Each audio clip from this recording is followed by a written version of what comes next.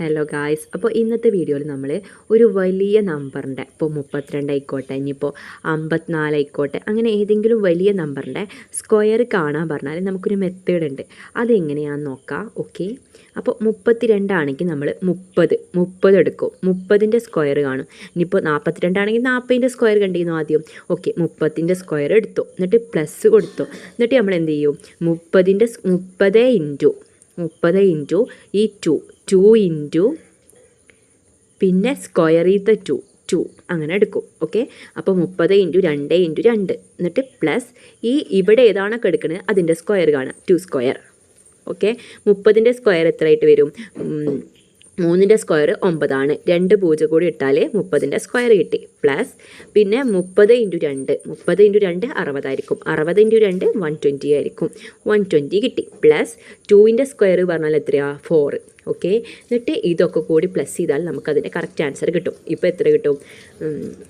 1024 ആൻസറായിട്ട് വരും. ഓക്കെ, ഇത്രേ ഉള്ളൂ. ഇത് സിമ്പിളായിട്ടുള്ള മെത്തേഡാണ്. ഇത് കാണാതെ പഠിച്ചു വെച്ചാൽ നമുക്ക് ഏതിൻ്റെ സ്ക്വയർ ചോദിച്ചാലും ചെയ്യാൻ കിട്ടും. ഇനിയിപ്പോൾ നമ്മൾ എക്സാമ്പിളായിട്ട് 54 തന്നെ നോക്കാം. 54ൻ്റെ സ്ക്വയർ നോക്കുകയാണെങ്കിൽ ആദ്യം നമ്മൾ എന്ത് ചെയ്യണം?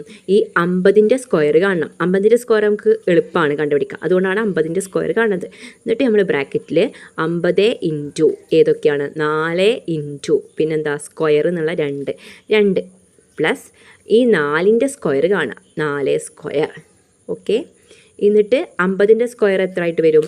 50ൻ്റെ സ്ക്വയർ പറഞ്ഞാൽ 2500 കിട്ടും. ഓക്കെ, പ്ലസ് 50 ഇൻറ്റു 4 200 ഇൻറ്റു 2 400 വരും. 400 പ്ലസ് 4ൻ്റെ സ്ക്വയർ പറഞ്ഞാൽ എത്ര? 16 ആയിരിക്കും.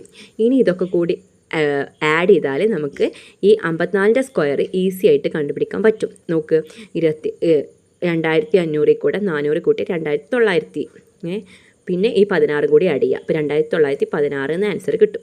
ഓക്കെ, അടുത്തത് 41ൻ്റെ സ്ക്വയർ നിങ്ങൾ ചെയ്ത് നോക്കിയിട്ട് ആൻസർ താഴെ കമൻറ്റ് ചെയ്യും കേട്ടോ. Okay, thank you.